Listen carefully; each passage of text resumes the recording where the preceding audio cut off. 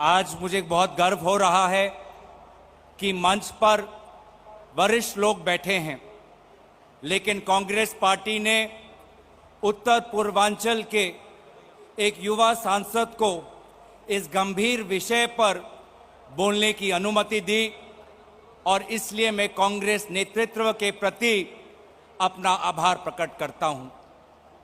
आज अपनी बात रखने से पहले मैं अपने पिताजी असम के पूर्व मुख्यमंत्री स्वर्गीय तरुण गोगोई जी को मैं याद करता हूं और आशा करता हूं कि आज जब मैं इस मंच से आप सभी के सामने अपनी बात रखने वाला हूं तो वो ऊपर से हमें आशीर्वाद करें।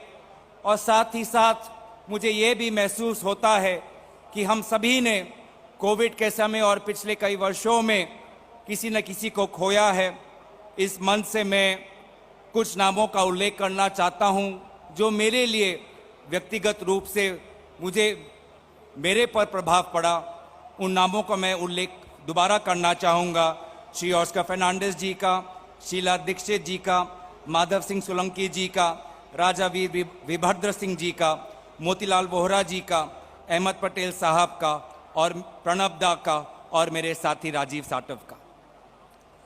दोस्तों, जब हम विदेश नीति की बात करते हैं तो हमें ये याद रखना पड़ेगा कि दुनिया हमारे देश को किस नज़र से देखती है और दुनिया के सामने हमारी छवि क्या है। अगर इस बात पर हम गौर करें तो हमें पहले इतिहास में जाना पड़ेगा।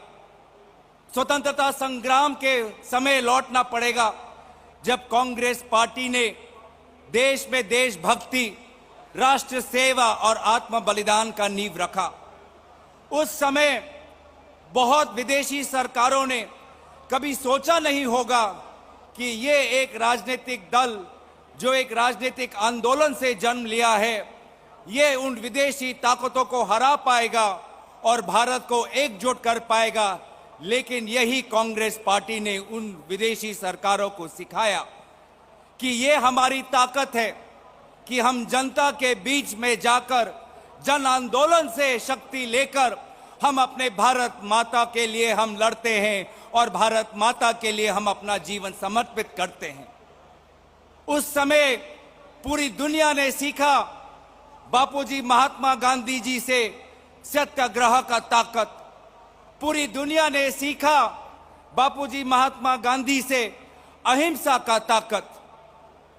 विदेशी ताकतों ने कभी सोचा नहीं था कि भारत जब स्वतंत्र होगा, भारत के बंटवारे के बाद यहाँ पे विभिन्न धर्म हैं, यहाँ पे विभिन्न भाषा है, यहाँ पे विभिन्न समुदाय हैं, यहाँ पे उत्तर दक्षिण पूर्व से पश्चिम भारत कितना विशाल देश है।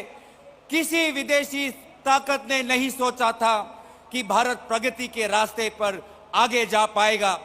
लेकिन ये चुनौती अगर पार किसी ने की तो कांग्रेस पार्टी ने की और हमने पूरे दुनिया को दिखाया कि कैसे इस विशाल देश में जो विविधता का सूत्र है, यहाँ पे वसुधैव कुटुंबकम के द्वारा हम अपने बीच में अपने विविधता को सम्मान करते हुए हम सभी के बीच में एकता, राष्ट्रभक्ति और देशभक्ति को भी हम जीवित रख सकते हैं।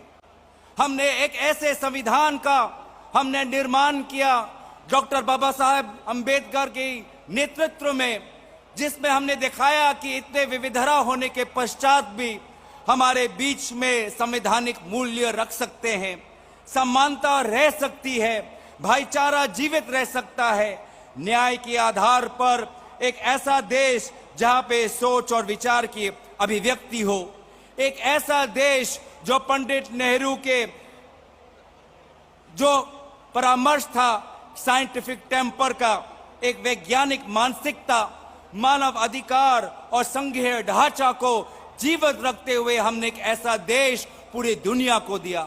और यहाँ पे दुनिया ने दोबारा भारत को सहराया और दुनिया ने दोबारा भारत की ताकत दी। ये वो देश है जिसने दुनिया को बौद्ध धर्म दिया, जिसने दुनिया को हिंदू धर्म दिया, जैन धर्म दिया, सिख धर्म दिया। ये वो देश है जहाँ पे गंगा जमुना के किनारे इस्लाम के मूल्यों को प्रचार किया जाता है। ये वो देश है जहां पर हम विभिन्न भाषाओं में जाकर यीशु को हम नमन करते हैं। हमने बार बार हमने दिखाया है कि चुनौतियों को पार करना हमारे देश और हमारे दल की नींव में बसा है।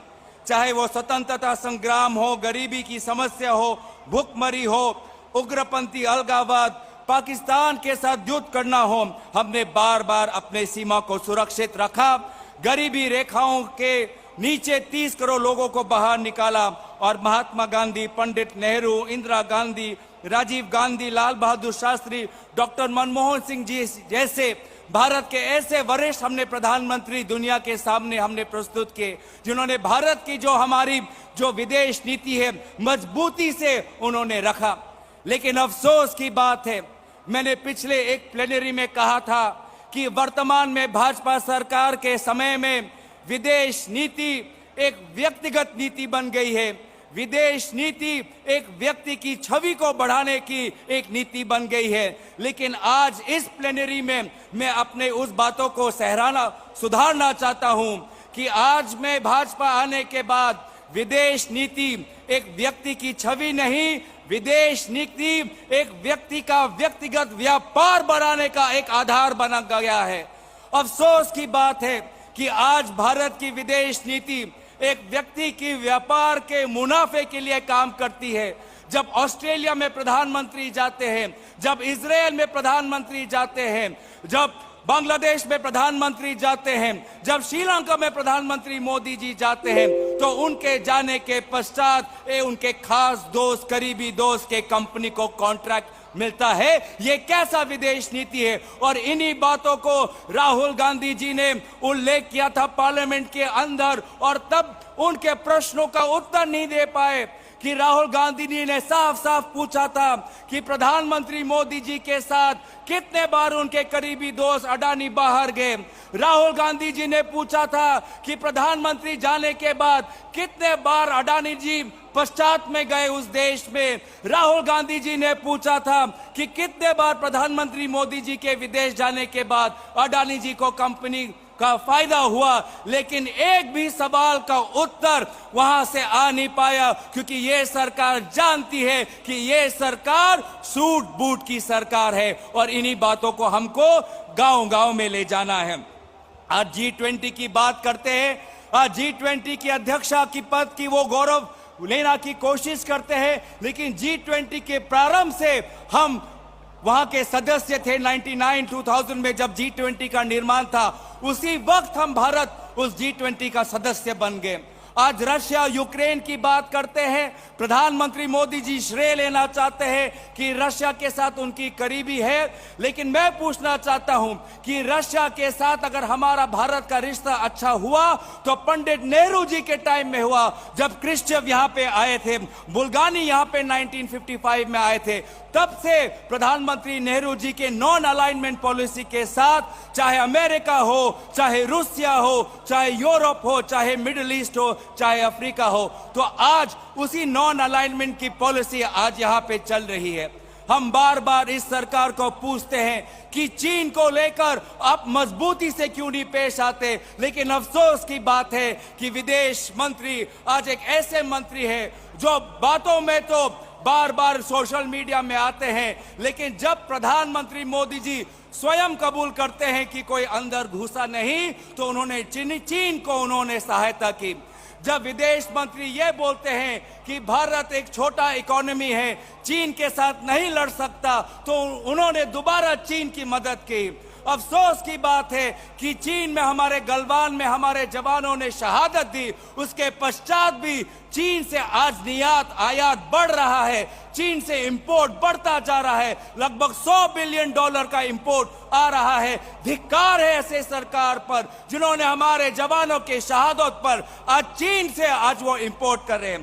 तो बार बार इन बातों को लेकर हमको विभिन्न अपने गांव और प्रदेशों में लेके जाना है। मैं आशा करता हूं कि इन बातों को लेकर हम बताएंगे कि आज विदेश नीति कितनी कमजोर हो गई है, हमारी अर्थव्यवस्था की गति कितनी कमजोर हो गई है और हमारे मानव अधिकार, लोकतांत्रिक मूल्य, हमारे मीडिया पर कितना आक्रमण हो रहा है, गरीब पर कितना आक्रमण हो रहा है। जो भी इस सरकार के विरोध में हो, चाहे वो सामाजिक सेवक हो, चाहे वो मीडिया का पत्रकार हो, चाहे वो राष्ट्रीय किसी राजनीतिक दल का सदस्य हो, जब भी इस सरकार के खिलाफ हम आवाज उठाते हैं, हमको जेल भेजा जाता है। तो किस प्रकार से लोकतांत्रिक मूल्यों का हनन हो रहा है पूरा दुनिया आज देख रहा है। लेकिन हम जानते हैं कि ये कांग्रेस पार्टी ना किसी से डरने वाली है, ना कभी पीछे हटने वाली है। हमारा मकसद साफ है, 2024 में अपना सरकार लाना है और देश में दोबारा शांति, विकास और अमन का वातावरण बनाना है। इन्हीं शब्दों के साथ मैं यहाँ पे अपना भाषण समाप्त करता हूं और विदेश नीति पर जो अपना हमारा प्रस्ताव है उसको आप सभी के समक्ष प्रस्तुत करता हूं। धन्यवाद। जय हिंद, वंदे मातरम।